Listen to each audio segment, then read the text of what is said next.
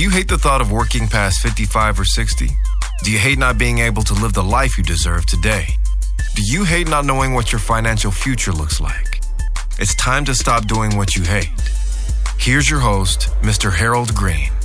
Hello, everybody. This is Harold Green of Braintree Financial Group, and it's time to stop doing what you hate.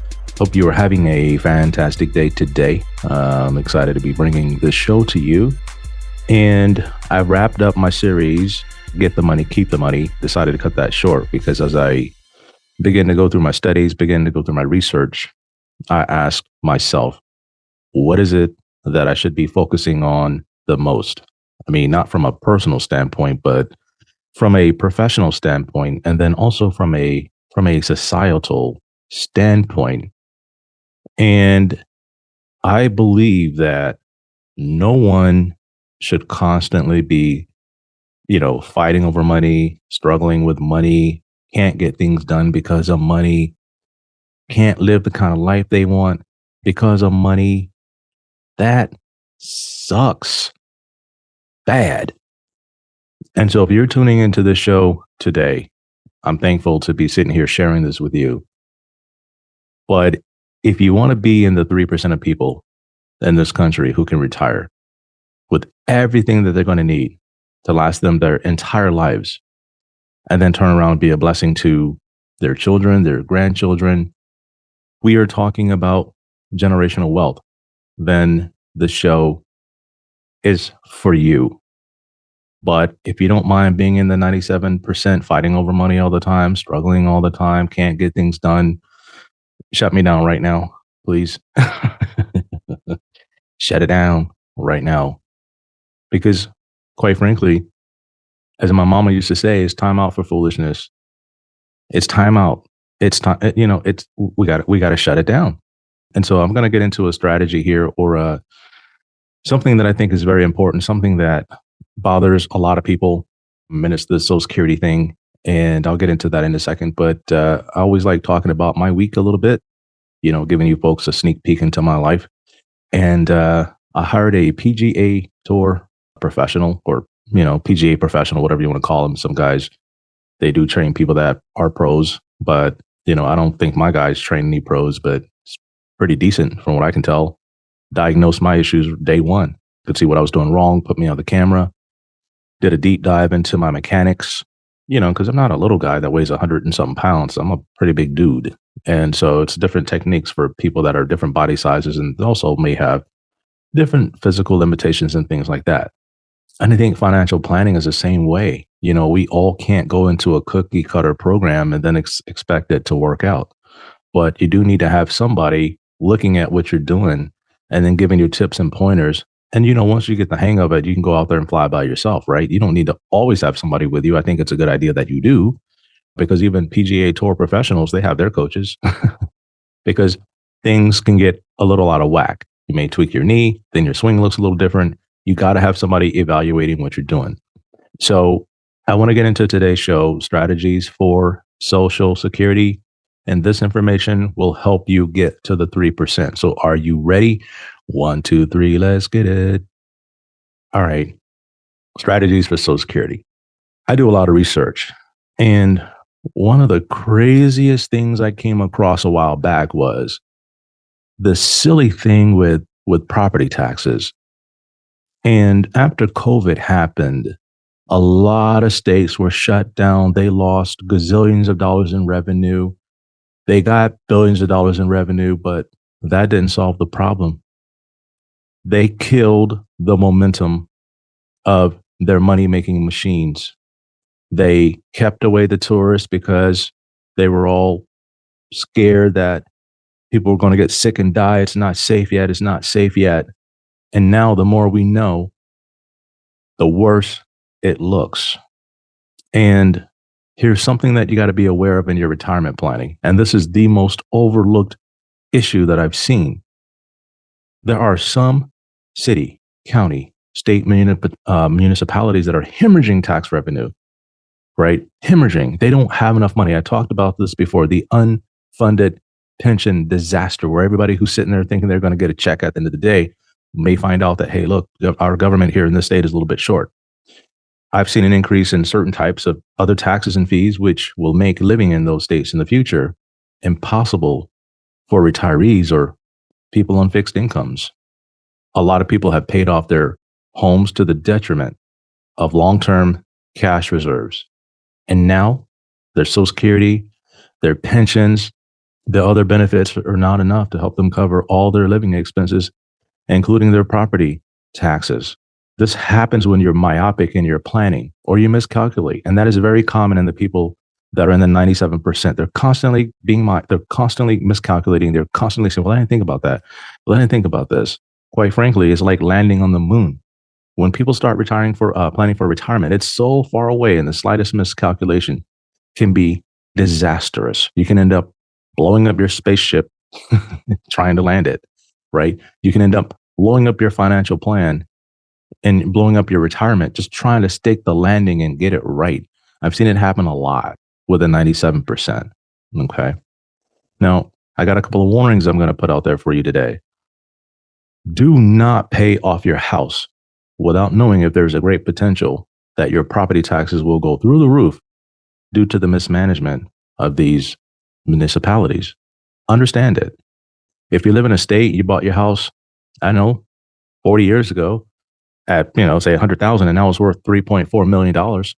I've seen that, right? I've seen that. The taxes on these places are just freaking darn right impossible to pay, right? These people bought this stuff a long time ago, and now they're older, and their money is not keeping up with the taxes. Their pensions are not keeping up with the taxes. The Social Security is not keeping up with the taxes, and they don't have the long-term cash reserves. They didn't invest in the market. They didn't buy additional real estate properties for income. They trusted in what they were told, and now they're getting screwed. And I'm talking about primarily in the states that are driving their people away due to their ideologies. Right. What they fail to realize is people are now willing to pick up and leave for greener pastures. Texas, Florida, Idaho, Wyoming, Nevada, Florida, Georgia, Tennessee, Arizona. I can go on and on and on and on, but people are like, yo, we out. We're not going to sit here and put up with this. We are out. And for some people that works, and for some people it does not. No, I'm not saying you have to move, but you're going to have to adopt the 3% mindset. Yeah, you can live in Hawaii, great. You can live in California, great. If you adopt the 3% mindset, that means you'll have enough to cover what you need. So I just want to put that out there. So as we continue on down this road, that's primarily what we're going to be focusing on, is how to get you into the 3% versus being the 97%. All right. Now, here's the thing. For a lot of these places, their tax base is shrinking. And this is what I want to put out there. So if you live in a state where the tax base is shrinking because people are willing to move, you got to watch out for that. Now, what you're going to find is that the people that are living there are either rich or poor. And the rich people can afford to have a house there. Why? Because they can afford to have houses everywhere if they want. But the people that are left there, right, they're the ones that are going to be stuck. And what you're going to find is you're going to see sales taxes are going to go higher in these states. Property taxes are going to go higher. Car registrations are going to go higher. These little simple things can end up costing you $10,000 to $15,000 a year, depending on where you live. And that's one thing you got to watch out for. And the middle class in a lot of these places, they're selling everything and they're burning the bridges because they're not going back. All right. Now, before I get into the meat of this subject, I want to talk about another warning. And this is very important. I find this always, it strangles people and it keeps them in a 97%. Avoid single subject financial strategies unless they can be integrated into a holistic financial plan. I'll come in and someone says, hey, I'm a part of this movement. All right. Hey, I'm a part of that movement. Hey, I'm a part of this movement. Hey, I'm a part of that movement. And I'll get into it in a second, but watch out for Social Security seminars. And I've had people that are not even, I wouldn't say, I don't know, maybe they are like 3 or 4 years out from being able to collect Social Security at 62. And they'll call me and say, hey, why are you not talking to me about Social Security? And I'm like, is it time for you to start drawing Social Security? No, but I went to this seminar and they said that you ought to be teaching me about Social Security. And I said, they who? Who the hell are they? They're the reason why many people are in the 97%, because they are single subject money ideologies. Single subject, right? Single subject. They're just myopic. And I said, look, I got you covered. As a matter of fact, you got so much money, you're not even going to need Social Security. We have set you up. Social Security is the last thing we're going to talk about. And I told them, I said, don't you trust that when the time is right, I'm going to tell you everything you need to know? I said, these people are just trying to sell you something else, right? And they're trying to like separate me from you and you from me. And then they get you over there, and next thing you know, they're moving all your money into an annuity or something. I mean, it is insane the crap that I've seen people do and the things that they use just to like drive a wedge. And then boom, they start to cast doubt.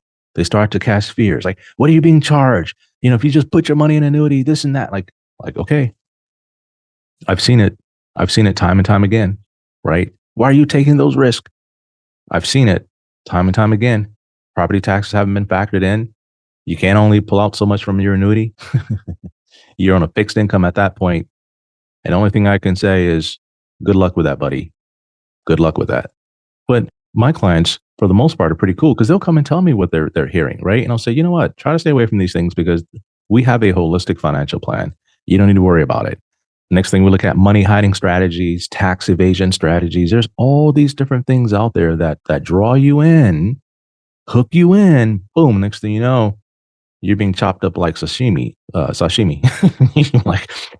like they got you, and that's it. And here's one of the things I found is that they're willing to teach you how to get started, but not keep it going. And I've talked to other people about this stuff, and it's like, yo, like, how do you make sure that your clients are not going to run out of money? Like, how do you make sure that they can keep the stuff going that you're trying to like show them how to do?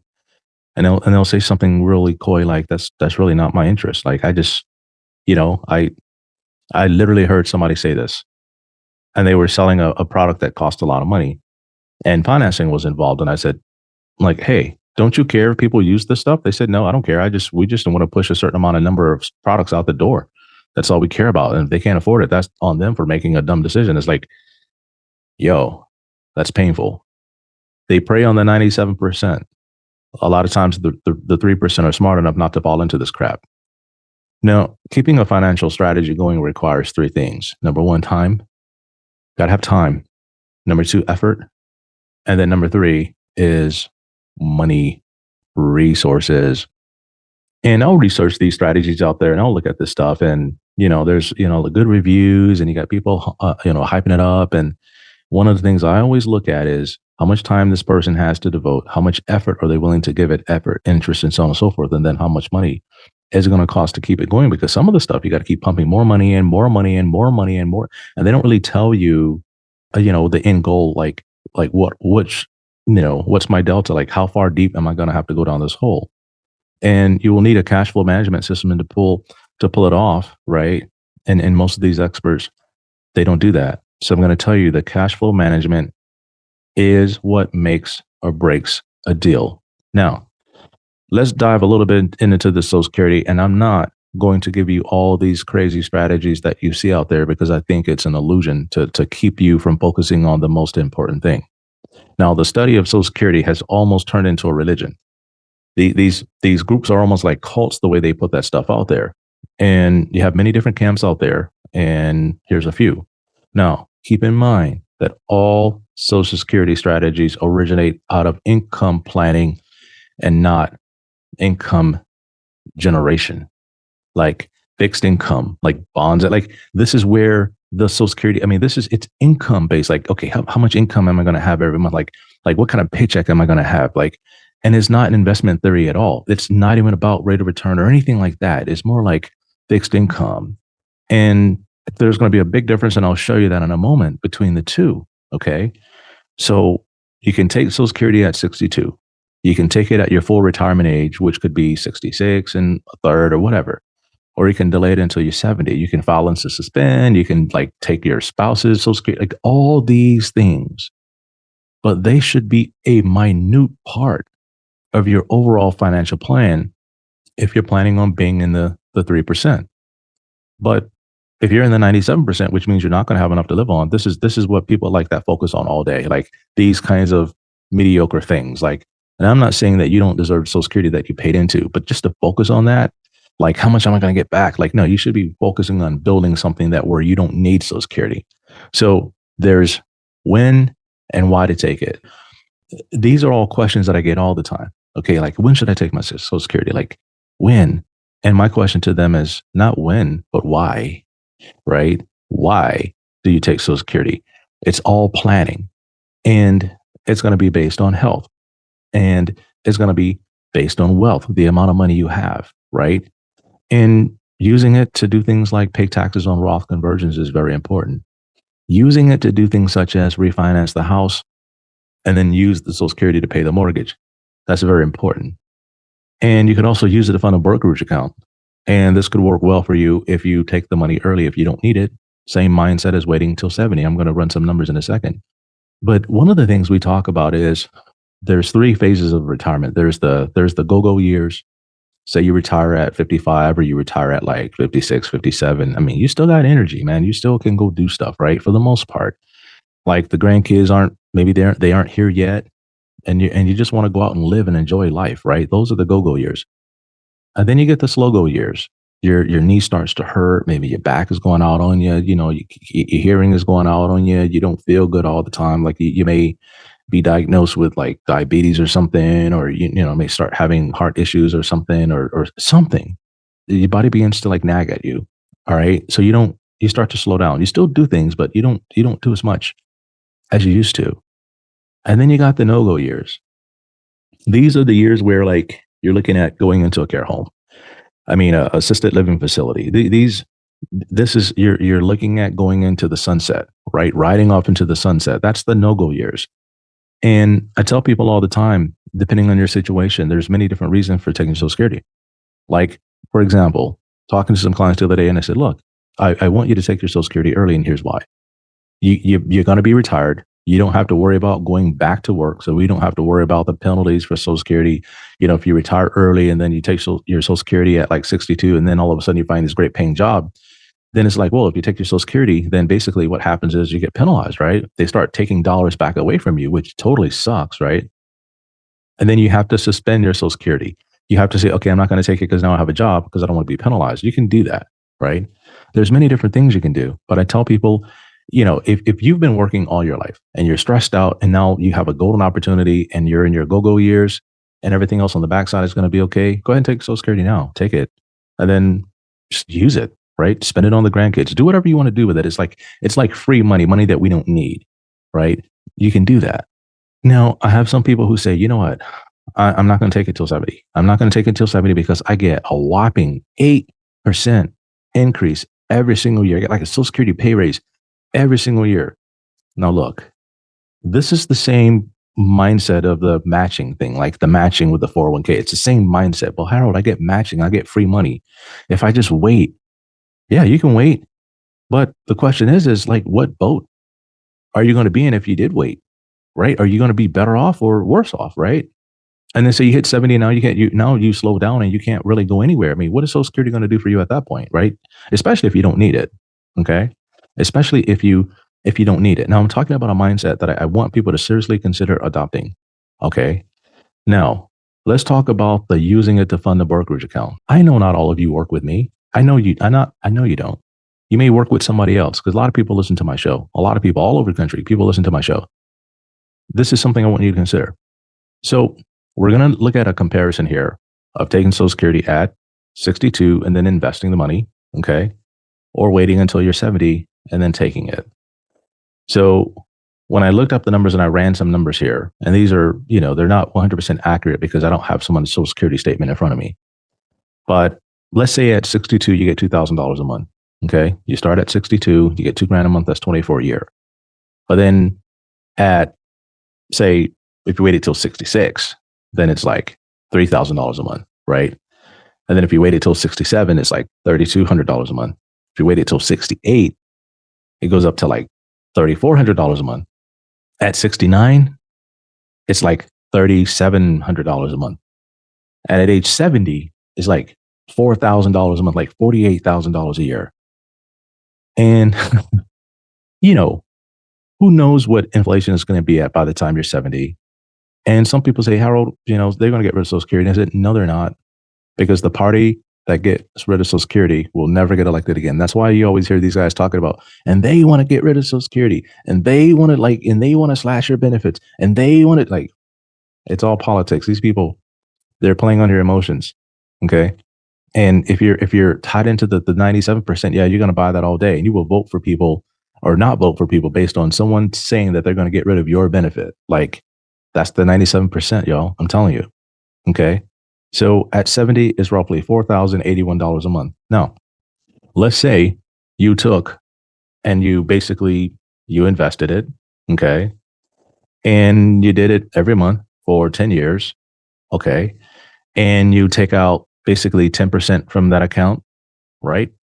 At that point, let's say at 70, at 10% growth, your total income at this point would be 24,000 from Social Security, right? Because you've been taking the 2,000, but you've been investing it. And then your investment account will give you roughly 28,000 a year. If let's say you didn't lose all the money, because we're not even going to get into averaging or anything like that, but let's just say it does get you 10% a year. Because some years you may get 20, some years you may get 5, some years you may lose. It just depends on the situation of how you're investing that money and what the investment strategy is. But it comes out to about $4,300 a month, right? $4,300 a month, $4,300 a month versus $4,000 a month. But the other thing about it is you didn't need the money anyway. So whether you wait till 70 or you take it early, there's a big difference in that depending on what you do with the money. Now, if you take the money and you just spend it and do whatever you want, that's fine. But if you're looking at comparing, should I take it now or should I take it at 70? I would say take it now and invest it. But it all depends on the time that we are in. And I'm saying this because right now we're coming off of a horrible bear market. The Fed's going to be cutting rates going into next year. As you know, and you look back at history, what it shows. Now, here's the thing. Past performance is no indicator of future results. All investments do carry risk of loss. You got to understand your time horizon, your investment scope, your risk strategy, understand what how much you're willing to lose and how it ties into your financial plan, and make sure you get a professional opinion on this and not just take my advice. It's very important. I always have to put that disclosure out there. History shows this. Every time the Fed starts cutting rates, basically the stock market, it wobbles, it goes down, and then it goes back up. Now, I'm talking about the stock market as a whole. I'm not talking about individual stocks. And there's over 70,000 stocks that you can invest in, not including the stuff that's in Asia, Europe, all these ADRs. I mean, there's tons of stuff that you can invest in. And right now we are in a stock pickers market. But the challenge is most investment advisors aren't stock pickers. They buy mutual funds and they're in a buy and hold strategy. Many of them don't even have their own strategy. They're just looking at funds that you can put money into. They charge you 1%. So if you're working with somebody like that, no, their chances are you're probably not going to take Social Security at 62 because they don't know what to do with the money. Now, I'm not putting anyone down. I'm just saying from what I've seen. I've been doing this for a long time, right? I've seen people come in and they have all these twisted things that they've been told to do. And they were working with someone who doesn't understand fully how to integrate everything into what they got going on. They just don't know, right? And so there's pros and cons of doing this. You could lose the money. That's a real con. The pro is you could have a lot more, right? Lose the principal. Some other ideas for taking the money early is you could fund charitable donations. You can do that, right? If you have a favorite, place you want to give money to, use Social Security to do that, right? Use it to travel, right? I talk to clients about this all the time. You got to learn how to treat yourself. And I'm going to put something out there. And a lot of you guys that are in the 3%, you know this. It is always wise to travel with people of like status. It's always wise. I've found that when you travel with people that are not of like status, it causes a lot of friction. It's problematic. You don't enjoy the trip. And you're like, why did I even do this? Like, why did I even agree to go along with them? Like, oh my God, I can't, you end up biting your tongue. I mean, it's really hard. I can understand if it's family, that's a whole different subject. But if you have friends, and unless you're willing to pay for everything, I'm just saying, you really have to think about this, especially when you go into retirement, because in retirement, you have a lot of time on your hands. There's other people who have time on their hands, but you may not think the same. You may have different ideologies. And I'm thinking if you're friends, you would know that, right? But if you're just getting to know people, this is very important to understand how they think about money too, because some people can have all the money in the world, but they act like they're broke because of the mindset that they have. No real plan for what they're going to do with all the money that they rack up. No real plan. They're just going to die and just leave it to whoever. No real plan. But they love saving money. They love seeing their values go up. They love looking at their statements, and they love just like pounding their chest saying, hey, I'm worth $10 million. They're all into that, right? But you don't want to be like that. You can use that Social Security to offset insurance premiums or long-term care. Some people, I deal with this a lot. Harold, I don't want to pay insurance when I'm old. Do I have to pay insurance premiums when I'm old? In most cases, it's an honest question. But the 3% do understand this.